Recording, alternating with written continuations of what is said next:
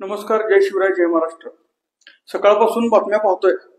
पहिल्यांदा बातमी आली चित्रदुर्ग कर्नाटक येथे एका एसटी महामंडळाच्या बसला अडवून त्या कंडक्टरला काळं फासून त्याला कन्नड बोलता येते काय म्हणून विचारण्यात आलं आणि त्याला मारहाण करण्यात आली। त्याचे पडसाद म्हणून कोल्हापुरात शिवसैनिकांनी कर्नाटकाच्या बसेस अडवून त्यांना जाब विचारला। पण याचं मूळ खऱ्या अर्थानं बघितलं तर काही वेगळंच सत्य समोर येते।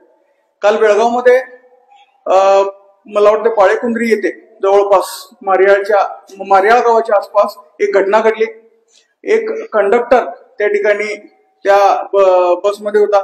एक अल्पवयीन भाऊ बहीण त्या बसमधून प्रवास करत होते। त्या मुलीनं काहीतरी 2 तिकीट त्या कंडक्टरकडून मागितले आणि नंतर तिच्या भावाचा पास असल्यामुळं 1 तिकीटच द्या असं काहीतरी सांगितलं। एवढं बोलल्यानंतर त्या कंडक्टरनं तिला शिवीगाळ केली, तिच्यासोबत गैरवर्तन केलं आणि याचे पडसाद म्हणून तिथल्या लोकांनी त्या कंडक्टरला जाब विचारला। त्यांना सुद्धा त्यानं अतिशय उद्धट उत्तरे दिली आणि त्यातून त्या नागरिकांनी त्याला चोप दिला। खऱ्या अर्थानं मारहाणीचं समर्थन आम्ही करणारही नाही। पोलीस प्रशासन आपली कारवाई त्या ठिकाणी योग्य पद्धतीने करतंय असा त्या ठिकाणी आम्ही माहिती घेतलेली आहे। या सगळ्या प्रकारानंतर या लाल पिवळ्या बेरोजगार संघटना परत एकदा रस्त्यावर उतरल्या।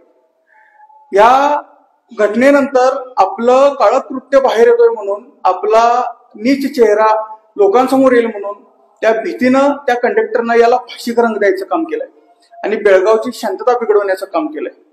त्यानं मला मराठी येते का नाही विचारले आणि मला मराठी येत नाही म्हटल्यानंतर त्यांनी मारहाण केली अशा पद्धतीचं विधान करून आपण केलेल्या नीच कृत्यापासून पळ काढण्याचा एक सोपा मार्ग त्याने शोधला आणि या गोष्टीची शहानिशा न करता फक्त तिथं मराठी भाषिकांचा विषय किंवा उल्लेख आल्यामुळं ती गोष्ट खरी आहे की कुठे आहे हे न तपासता त्या लाल पिवळ्या संघटना कालपासून त्या ठिकाणी त्यांनी थैमान घातलेला आहे। एक तर पोलीस प्रशासनाला सुद्धा ते वाटेल ते परळत आहेत।